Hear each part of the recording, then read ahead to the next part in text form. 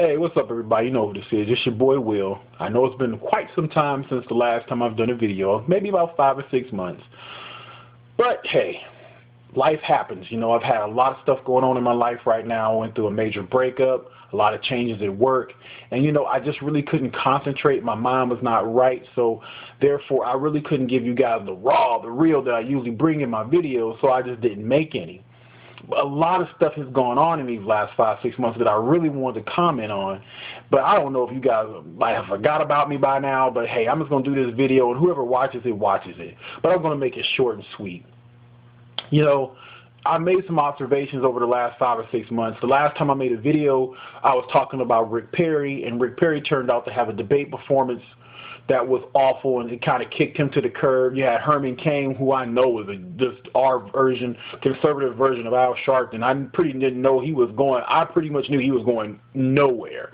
I mean, he got a lot of support from ultra-right conservatives, but, you know, he was the flavor of the month. And then the press destroyed him with all his infidelity. So, you know, now we've moved on to the last 4 guys. We've got Gingrich, Santorum, Romney, and Paul. Let me go through each one. Gingrich, not going to happen, people. I know you want somebody who's conservative values, and yes, he had great debate performances, you know, bashing the media because the media does deserve to be bashed, but he's just not the guy. I mean, think about it. If you get to the bare bones of it, the presidential contest really boils down to a beauty contest. Who the American people feel comfortable looking at for the next 4 years? Here you got Obama, this slick, smooth-talking, tall, tailored suit, GQ-looking dude, and then you got this fat, crumpled old white dude with the last name Gingrich. Let me say that again. Gingrich. Say it with me. Gingrich. Not very sexy, people. Not very sexy. And see, the American people, the average American, let's be honest. Let's be real friggin' honest. Most Americans, the average American is a complete ass moron. Completely dumb as a box of rocks. Let's be honest. I mean, I know this video, if I ever run for office, is going to get played, but honestly, let's be real. The average American doesn't know crap about politics and how it affects their lives. They really don't care. So they base their vote on either race, identification as far as maybe religion, or some other thing that doesn't really have to do with policy. And us political junkies, you know, the people like you guys who watch my videos, we pay attention, but we're so far and few in between, but they outnumber us. A great movie to watch to illustrate that point is Idiocracy by Mike Judge. Please watch that movie and you'll see exactly what I'm talking about. But to make a long story short, Gingrich is not going to be our nominee. He can't be our nominee because we'll get creamed.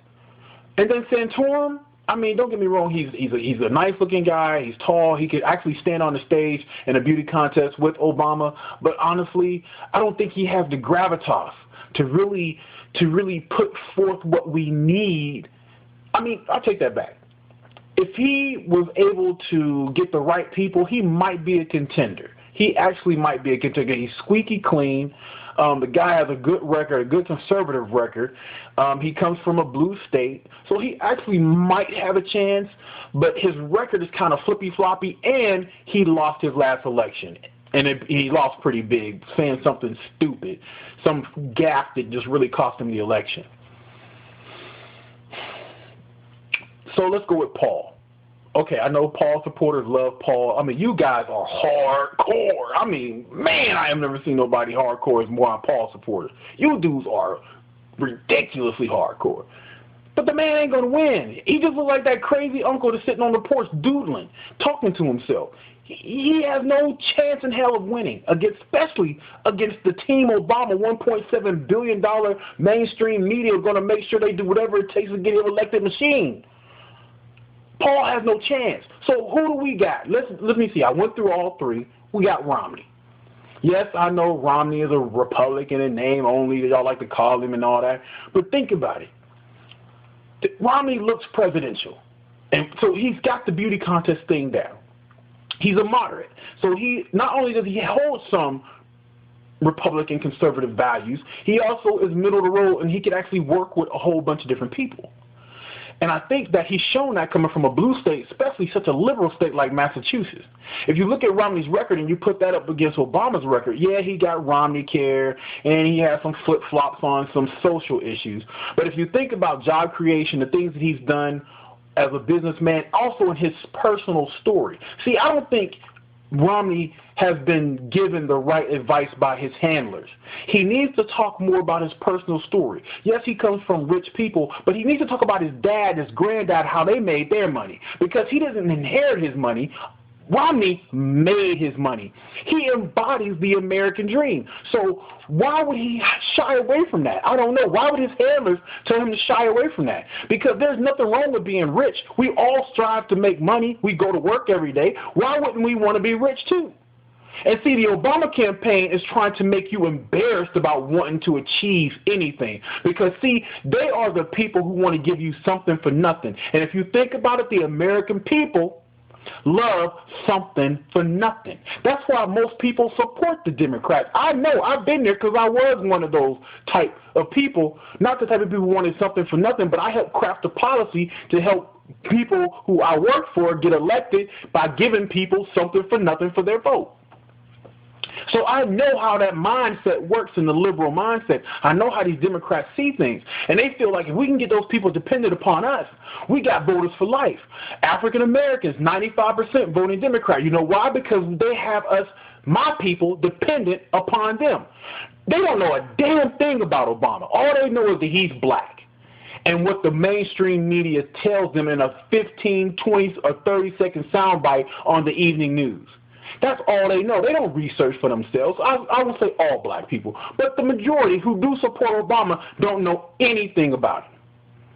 So you got to think about people like that, Latinos. All they know is that he the black guy, and he's cool. And that's and young people, he's cool, he's hip, he's with it. If I want to get the panties from that girl in the dorm across from me who's some Birkenstock wearing, but she got big breasts and a big old nice tight round butt or whatever kind of butt you like, that's what those guys are going to do. They're going to vote whatever that girl wants to say or do in order to get in her pants. So that's the voting bloc for the Democrats. And you have to understand that those type of people want something for nothing. And that's what you're up against.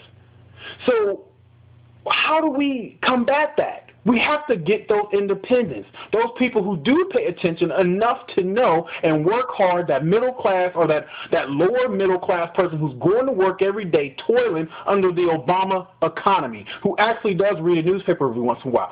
But they just don't really go far right and don't really trust the Republicans after 8 years of George W. Bush. So we got to do something about that. I tried my best to make this a short video, but I can't help it. I got so much to talk about. So honestly, people, Romney is really our best hope, honestly and truly. Yes, he has a lot of problems, but he can overcome them with the right advice. Tell your personal story, Romney. Tell how your family made your money. Tell how it's okay to be rich. It's okay to strive to be better. It's okay to not want something for nothing, because that's what those people are. They want something for nothing. Embarrass people. Tell them that, you know what, you are so much more than what you decide, what the mainstream media and Obama decide for you to be. You are more than that. You don't have to sit back and just wait for somebody to give something to you. You can take it. That's what he has to put out there, that you are Americans, and we have been through so much, and we are going to go through so much. But together, if we strive, if we maintain, if we persevere, if we push forward and say our best days are ahead of us, and we can do it ourselves, we don't need the government to do it for us. If he talks about it in a personal story like that, that I know how hard it is for you to get that cheese, that butter, that milk, and how much it costs and how hard you work for it to feed your kids, to pay your bills. If he can come at the American people like that, Obama is toast. Toast. So I hope somebody from the Romney campaign watches my video. I'm out of here, y'all. This is your boy, Will. Deuce.